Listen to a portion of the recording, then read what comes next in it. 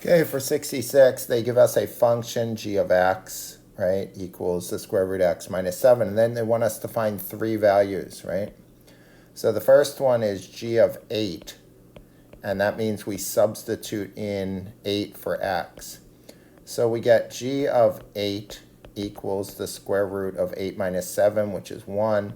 So g of 8 equals 1. There's the first answer. The second one is g of 32. Again, this is in function notation.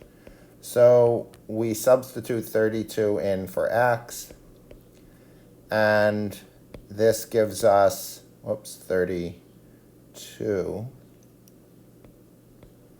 equals 32 minus 7, which is 25, square root of 25.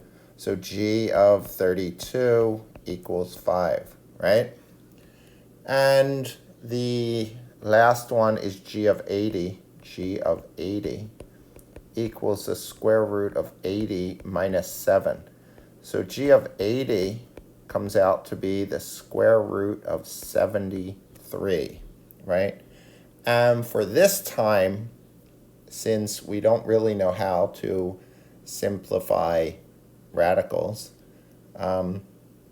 we can just leave it as the square root of 73, and that's fine. So there's our three answers.